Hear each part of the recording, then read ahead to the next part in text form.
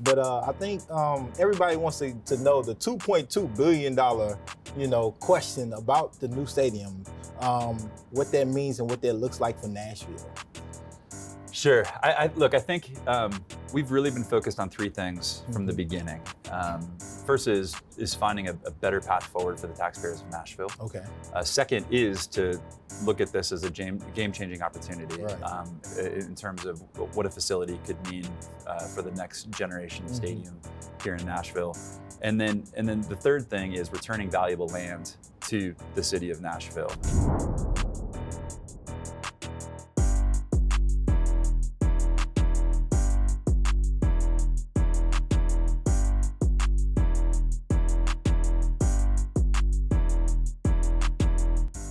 How's it going? Welcome to another episode of A Slice of the Community. I'm your host, Jerome Moore, and today we have the CEO and president of the Tennessee Titans, Tighten Up, Burke Nihill. How you doing, Burke?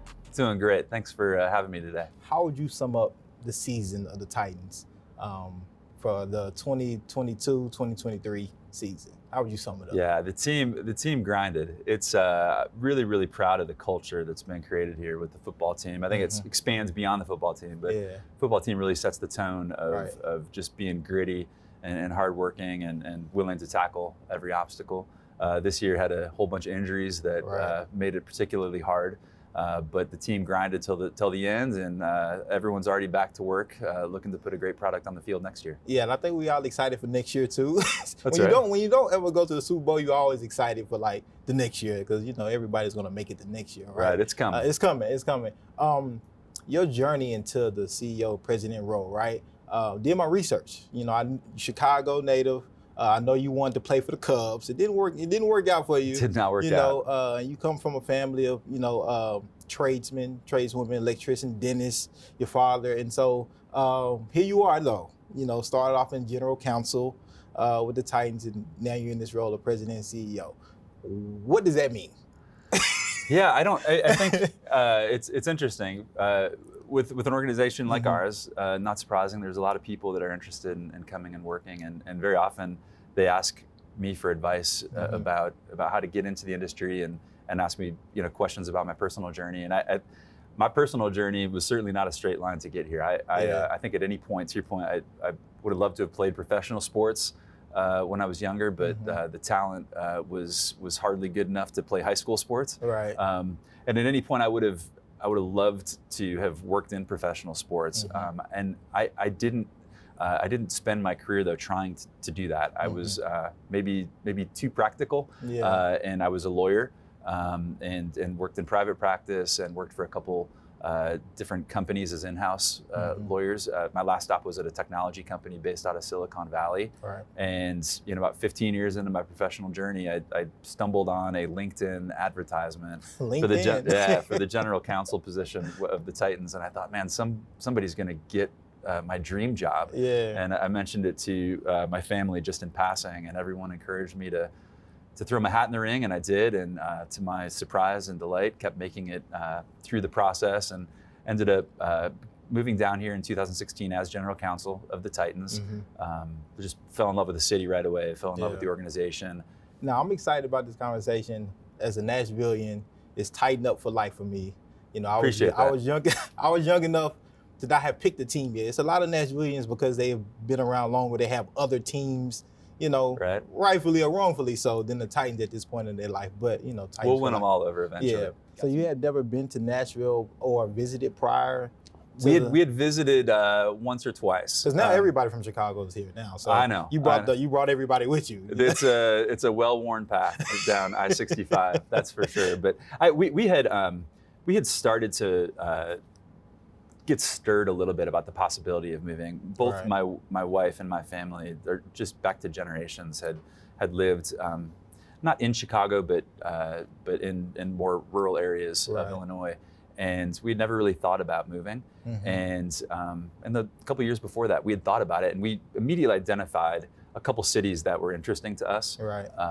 And Nashville was one of them. Yeah. And so we spent some time on summer vacations. We would just make sure that we spent a couple days around Nashville and some of these other cities just to kind of get a taste and a flavor. And it's probably why I got caught up in that LinkedIn algorithm because we had looked for legal jobs. The algorithm in Nashville. would get you every time. It got us. I'm glad it did.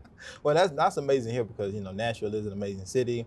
1996, we got the football team from Houston, the Houston Oilers, right? And that brought a lot of joy and light to the city of Nashville as a growing city. I think our leaders at the time we won the sports team. I think the Bridgestone Arena was being built during the same time. So that was like, oh, you got this whole arena and the football team. So I think it was great. And I think people are still, probably 80-something people a day are still moving here. It's interesting that I wasn't in Nashville at the time. I think I was probably in high school at the time that some of those conversations were starting to emerge in the early 1990s. But I've become a student of that time, just learned about it. Yeah. And it was obviously a really exciting time, and things happened really quickly. And the journey of the Oilers coming to Nashville was really kind of unexpected. Right. There were other places that the NFL was focused on, and Bud Adams, our founder, really just felt this kinship with Nashville and with Tennessee. Texas and Tennessee, made a lot of sense. Yeah, so he really just kept pushing towards Nashville, and it really is interesting looking back at where Nashville and Tennessee were at that time when there was a thought about building an arena, and the team was the NFL football team was just starting to kick the tires on the possibility of moving here to what's happened through the last 25 or so years. It's been an honor for this organization to be on that journey with Nashville and Tennessee. Yeah, and now it seems like we can't stop building stuff in Nashville. And 25 years, like last year has been 25 years since the Tennessee Titans has been here. We'll talk about that a little later as far as the future. But I think everybody wants to know the $2.2 billion, question about the new stadium, what that means and what that looks like for Nashville. Sure. I think we've really been focused on three things from the beginning. First is finding a better path forward for the taxpayers of Nashville. Okay. Second is to look at this as a game-changing opportunity in terms of what a facility could mean for the next generation of stadium here in Nashville. And then the third thing is returning valuable land to the city of Nashville. Okay. Because our lease right now encompasses all the parking lots around Nissan Stadium, and that ultimately is something that can be put to better use. And so I think this has been something that's obviously been a really big topic of conversation in Nashville for the last year or so, but it's really been something that our organization has been focused on working with the Sports Authority for probably 4 or 5 years now. Okay. I guess it's longer than that, because when I first started in 2016 and I was going to Sports Authority meetings, regularly, some of these long-standing Sports Authority members were asking a question about, how do we ultimately resolve what is an aging building that is requiring an increasing investment and a lease that puts a lot of that responsibility, most of that responsibility on the taxpayers of Nashville. And so we started this journey of finding something that is a better outcome. And we're really proud of where it's landed, in that if this deal were to continue to proceed through City Council and Sports Authority over the next couple months. What would you say to those who may feel like it's not a better outcome? A lot of people have said the $1.8 billion renovation is overstated. It might be a little exaggerated. Can you speak to that a little bit, because of the people that may have that narrative, that may feel that way? Yeah, happy to do it. I think $1.8 billion is a number that's been thrown out there by Turner. It's a group that we worked with to do some estimates. We're certainly not contractors. We're not qualified to do that work ourselves. The city hired their own consultant, VSG, and took a totally different methodology about trying to identify what that liability would look like from the city, and the number they came up with was also about $1.8 billion. Here's what I would tell to you. I think it's really hard to know what the exact number is. And that's what we have been saying from the very beginning. The reality is it's a risk for the city and its taxpayers, and it's a really big one. Whether it's $1.8 billion, whether it's $2.2 billion, whether it's $1 billion, it's a risk to the taxpayers of Nashville under this current lease and how it's structured. And what we're trying to do with this better outcome for the Nashville taxpayers is to take what are logical revenue streams, like in-stadium sales tax and sales tax from around the area. The hospitality. And hospitality industry has stepped up, and there's a 1% hotel tax that would go it's towards. like 3 or 4 sources. Exactly, and those sources ultimately are what the city would be putting towards revenue bonds that would support the path forward. And then anything going forward, there's just the risk position has been shifted from the taxpayers to the team. So who knows what stadiums will be like and what the NFL's expectations will be over the next 15, 20, 30 years. But once and for all, the taxpayers go from that risk position and instead it's transferred over to the Titans. We have this unique relationship, Nashville and our state legislator, right? There's already been a bill proposed to kind of withdraw funding from the Music City Center, Convention Center. Some are afraid that possibly could happen with the new stadium. How involved are the Titans in that? I know that's kind of sticky as far as the state and city government, but what is the Titans' involvement in those conversations as well, and making sure that the Tennessee state legislator is not going to wait, 10, 15 years down, okay, we don't want to commit this, $500 million that we said we was going to commit. So we're familiar with that legislation. We're tracking it as well. I don't know if we've got any sort of inside information beyond what everyone else does, and we'll continue to follow it. What I would say is this, just kind of stepping aside from that legislation, one of the things that I think I personally am most proud of in terms of what this outcome could be, in terms of the path forward with the stadium. Again, go back 4, 5, 6 years and sitting there in front of the Sports Authority without a lot of solutions, an aging building, without a funding source and a lease that puts the responsibility on taxpayers. And somehow, when the dust has settled, there's an outcome here that is really a win-win-win across the board, and it required bringing the state together and the city together and private resources, meaning the team together to ultimately come up with this collaborative approach to creating a better way forward.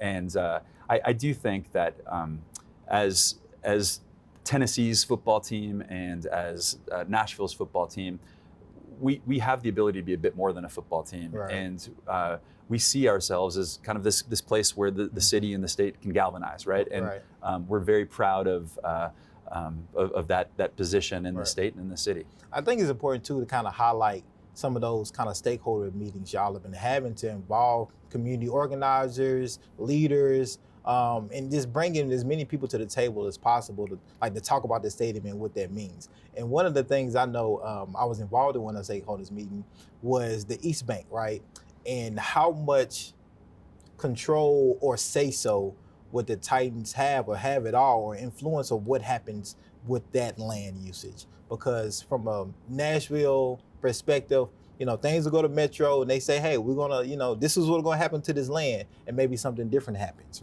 Maybe it doesn't go to those people who may be marginalized, disenfranchised. Maybe the affordable housing is not so affordable. Who knows? Once it's done, who knows? What is y'all role in that? Is there any commitment that you all are trying to get Metro Council or the city to make and say, hey, we want this land to be used in this particular way? Or is it like you all can say that, but what ultimately happens kind of just happens? So the technical structure of the deal, the land will go back to the citizens of Nashville, And so it will be up to the city in terms of how specifically that land's developed. Again, very technically, there's a request for qualifications out there for developers who would be able to, express to the city their interest in working on this project and explain that they're capable and qualified to do so. That's the technical answer. We will not be involved as a technical answer. There is a practical answer though too that we just feel like given that we've been a part of this journey and getting to this outcome, given that we do feel like we've got good relationships with the people at the city that are making these decisions, we have a seat at the table. And so with that seat at the table, we have tried to do exactly as you explained. We've been trying to meet with as many people in the community and get their feedback and then express that feedback in using that seat at the table. So, we have heard through whether it's piggybacking on some of the Imagine East Bank campaign meetings that the city was putting on, we made sure that we had people there at every point and could have conversations directly with our neighbors. We've had people coming through our headquarters building, whether they're representing important community organizations or their other neighbors in our community, and just soliciting their feedback. And we have taken the information that we've heard, and as we're having conversations, with the mayor's office, with city council, with sports authority, with others, we've been able to share the information that we've received. We've also taken a step further, and there's things that we can kind of under our own control, right? Yeah. And so we've had a community impact organization for a long time with the Titans, and really proud of the heart and the work and the resources that have been put into that. Right. But at the same time that we're having these stadium conversations about what could be next for a stadium, we were asking ourselves, what do we want to be as a community service organization here? We understand we've got this really disproportionate in some ways influence and ability to affect change in this community. And so as we've heard from our neighbors and other organizations about wanting to see more attainable housing, right? That wanting to help small businesses stand up and succeed. All of these things, we've found ways to create our own programs and to really kind of streamline our community impact organization into something that we believe is going to create sustainable and meaningful change, so that 5, 10, 15 years from now, we'll be able to look and measure house by house, neighborhood by neighborhood, the impact that we're having. We put this under a program we call One Community. One Community stands for opportunities, neighborhoods, and education. And so across those three concepts, we have 17 community partners that we're looking forward to really digging in with and really affecting change in this community. And we're gonna dig in that too a little deeper. But I wanna go back to the mayor's office. How does Mayor Cooper not running for re-election, and then possibly even a shrinkage of our Metro Council here in Nashville, does that affect any of the current negotiations that are happening around the stadium? What's possible, what's not possible, or is kind of things just kind of set and you are just kind of waiting till the dust settles around that? I mean, certainly there are new dynamics that we're paying attention to, but if we go back a few months, Mayor Cooper and his administration had agreed to a term sheet that was a very, very detailed document that set out the overall framework of what would be a better way forward, right? Sports Authority and City Council both approved that term sheet in December. And so what's left now is just taking that term sheet, which was already very detailed, but really getting into the legal nuts and bolts and creating the documents like lease, development agreement, that sort of thing, and ultimately giving those back to Sports Authority and City Council for final approval. And so we're focused on just continuing that work and continuing the conversations to be sure we're answering all the questions related to the final documents. And it'll be a minimum 30-year lease, and possibly 2026 is that still the deadline for the stadium? Is it moving, or is it? It's 2026 is looking more and more challenging all the time, but certainly no later than 2027. Okay, perfect. I want to get into this. I know you talked about the One Community, but also just the NFL in general around like some of the things they have taken on upon themselves around social justice issues, right? I think a lot of it especially came to hit with the Colin Kaepernick and kind of how people politically was on, like, it was just polarizing in general. So I want to start personally and then kind of go into what that looks like from a Titan standpoint. Personally, when the whole Colin Kaepernick thing was happening, 2020, and just George Floyd, everything, and then you see the NFL now really making a push around social justice and being really intentional about it. Where were you at personally around like those things and just like privilege and your own kind of just whiteness and things like that? Did that hit you at all personally through just throughout your career, or did they even hit you more coming into the NFL, kind of building in the Colin Kaepernick thing? It did. I would like to think that I approached that season of my life with a degree of humility and recognizing that there were questions that I had never asked, and there were conversations that I needed to have, and I have really there were really hard and challenging conversations that I personally had during the summer of 2020 in particular that I think have changed me forever and have helped me to recognize that personally that I need to continue to learn and continue to grow. What was one of those things that really hit you? Like, that you can just come to mind, like, man, I never thought about asking myself that question? I'll give you a very specific example. Our our dress code at the Titans has evolved over the last, let's say, 5 or 6 years, and has become more casual. Yeah. And there was an African American colleague of mine who was regularly wearing suits, and I'd taken notice of it. Right. Didn't really think much of it, but I'd taken notice of it, and we were having a conversation, and I was just asking him to just tell me things that I'm missing, because his experience has been different than mine, right? And one of the things that he mentioned to me is a part of the reason why he wears a suit is because if he's at a gas station, or if he's pulled over, that he feels differently wearing a suit than what I was wearing that day that was more casual. And there were just things about conversations like that one that just have me coming from a different place of understanding that my journey hasn't been like his journey, and that I need to just be in a continuous place of learning. Yeah. So within the Titans organization, because you see now the diversity, inclusion, equity, that's kind of like a hot buzzword,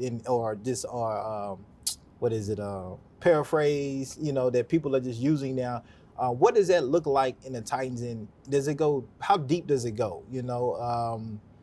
And I think a lot of people just want to know this, even just from an NFL level, right? Sure. Because each owner is different, each organization is different, each city is different, right? But I think Nashville is a very special city, especially when we talk about social change. Freedom Riders, the Jubilee Singers, sure. John Lewis, Fist. We just have a really unique kind of soul when it comes to those things. So how does that affect the Titans, and just not just you personally, but going into your business and creating that environment? It's really important to our owner, Amy Adams Strunk. When you talk more generally about diversity, equity, and inclusion, she brings a different sense as a female owner than a lot of other owners would bring, and so it's very important to her. I think it starts with being intentional and appreciating that unless you are intentional, unless you're programmatic about your DEI related programs and recruiting, you can want to have an impact, and you can want to change, but unless you're intentional about it, you may not. And so from a recruiting perspective and from a development perspective within our organization, we're really focused on our organization being representative of our community. And that starts with every single position that we ever have open, whether it's an entry-level position or a very senior level position. We're very serious about casting a wide net, interviewing a wide group of candidates, and just making sure that we are we're just doing it right. We're doing it carefully. And our executive staff in particular, really starting to see our executive staff being representative of our community. And it's something we'll continue to focus on. We got to continue to work on and grow. We just recently, for the first time, named a vice president of DEI as a standalone position. It's been important to us for the last several years, certainly, but it's the first time we've had a standalone vice president level position. And so we'll continue to invest and engage. Right. Is the NFL taking more of a responsibility to look at those things too, or is it organization by organization? I think it's both. Okay. I don't think there's an NFL meeting that I've been a part of over the last 2 or 3 years where diversity and equity isn't something that is stressed, and there's education from leadership at the NFL. There's been policies that have been implemented by the NFL and reinforced by the NFL, but it's certainly something that if it's going to really affect change in Nashville, it's going to have to be something that we own, and we do. And again, it's a journey. We'll continue to grow and evolve as an organization, but we believe in it's missional for us, and we'll continue to invest. That serve is right there in the mission. And I want to circle back around to the One Community program. What does that kind of look like, especially I know with metro schools, and how I know y'all do a lot, but what is that specifically in detail, what that looks like for those who may be listening and watching, who maybe didn't know that program existed, but also maybe how can I get involved in it? How can I get my organization to work with the Titans in this particular capacity? We'll have to have you come back and spend another hour on this alone, because it's a robust platform and program that will continue to evolve and grow as well. But again, it stands for opportunity, neighborhoods, and education. And there are multiple programs within each of those. So just I'll give you a couple examples in each. So from opportunity, for example, back to these community meetings that we had, we would very often ask a question similar to this. What are the opportunities in this city? What are the challenges in this city? And where do you see opportunities for the Tennessee Titans to intersect with those?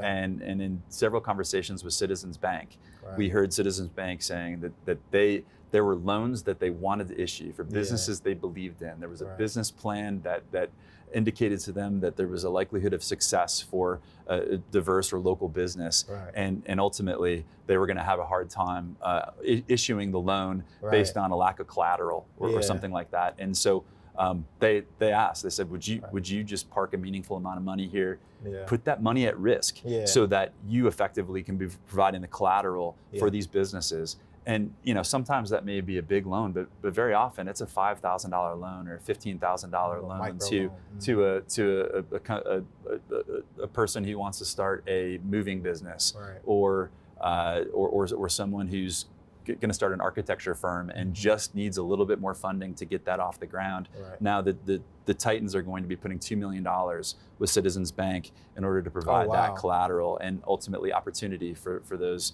diverse and local businesses. In terms of neighborhoods, we're doing several things in neighborhoods where we're investing in the park system. We are working with Corner to Corner on trying to invest in neighborhood businesses. Right, we're actually providing mental health services to neighborhoods who have trauma among their neighbors that ultimately don't have access to mental health services. I mean, especially coming out of the last 2 or 3 years, what a need that is. And so we're doing what we can to help fill that need. And then with education, it's really focused on a couple things: Metro Nashville Public Schools, and then some of our local colleges, in particular TSU. With Metro Nashville Schools, we've had a great relationship for a long time, but we asked Dr. Battle, what's next? How can we really kind of step up our partnership and do even bigger and better things for Metro Nashville Public Schools? And I don't know that there's any part of the school system that this program ultimately won't touch. Really proud of our future investment in their academies program. And we expect to just be all around Metro schools, whether that's T-RAC coming for a health and wellness. T-RAC's our mascot. A health and wellness program at an elementary school, or like I said, an academies program for a high schooler who's actually on track to creating a professional career coming out of their high school journey.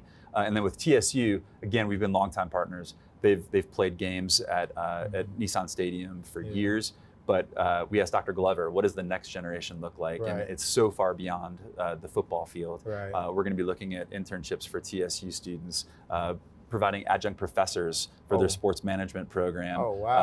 Maybe me or Adolfo Birch or somebody else from our organization is actually going and helping to teach them. We're going to sponsor some of their biggest events and help to promote the school. So it's really comprehensive, and the nature of it, we're gonna really try to have a deep impact, really focus on those 3 categories of opportunity, neighborhoods, and education.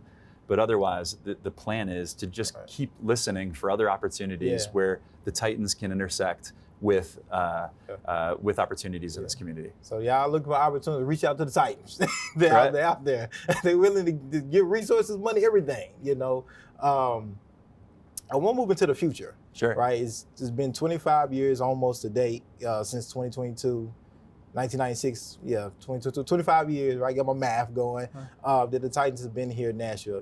Now we have some amazing new things happening. We have that one community program that is just robust. We have a new stadium. Also, we have a new general manager, Rand Carthon. Yes, sir. First Black general manager of the Titans organization. What does that mean? Like, how does that make you feel when you hear that? I'm so excited to work with Rand for years to come. Look, we took a process with the general manager interview, like I was describing before, where we really took our time. Yeah. We cast a wide net. We interviewed a lot of talented people, with different experience sets from around the National Football League. And at the end of that process, we had 5 people that were on our interview committee, and unanimously Rand Carthon, we agreed was the best candidate to be our general manager moving forward. And he's been here about 4 weeks now. And is he liking Nashville? He loves Nashville. Okay, just make sure you ran. Hey. he's good. He's good. He loves this city already. Yeah. And what's been fun to see is people they love him too. So he'll go out to a restaurant, or be walking out to his car parked on the block, and people recognize him and are giving him a warm Nashville welcome. I gotta ask you this, because from the outside looking in, we always hear about the owner, general manager, coach. The CEO and president, not so much. Why don't we see you doing press conferences and answering questions about, whether the team is winning or losing, or how does that play into your role, or does it, Yeah, I'm okay. I'm okay with that. I'm okay being in the background. I think the job of really everyone in this organization is to support everyone else in this organization. And as to Amy and Rand and Mike Vrabel, I see my job as just supporting them, right? To help their jobs go more smoothly, to help them be able to do a better job. And I'm proud to work with all of them. And we've had something really special happening here over the last 5 or 6 years. And this off season is really sensing an acceleration of that process. There's really good people that have joined this organization. That love this city, that want what's best for this city, and it's like there's a story being written, and excited to see how it all unfolds. What does the next 25 years look like for the Titans? Well, you walked into a lobby this morning that didn't have any Lombardi trophies, and so I think that will change over the next 25 years. I think we'll get some Super Bowl trophies in that lobby, and I do expect we'll have a great team on the field. It feels like we are just getting our legs underneath us in terms of the community leaders that we can be. We really feel like beyond the football field. This is a city and this is a state where this organization can make this community a better place to live. And we're just really starting to understand, I think, the power of this platform that we have, and we take it seriously. We feel a stewardship towards making this a better place to live. And so I expect that 25 years from now, not only will this be a successful run for the Titans on the field, but I think it's going to be the sort of journey where maybe even the people who you described as not Titans fans here will end up appreciating that the Titans are a part of their community. Yeah, don't tell me you're not a Titans fan, because that won't be a good conversation, especially if you live here. I appreciate that. You got to be a Titans fan. But Burke, I want to appreciate you. Thank you for your time. Thank you for having this conversation and unpacking a lot of things I think people in the community want to hear and know about. So we got to do this again. Got to come back. Yeah. And you say you're going to give me a suite in the new stadium, right? We said we'd talk about it. Well, look, thank you all for watching another episode of A Slice in Community. See y'all next time.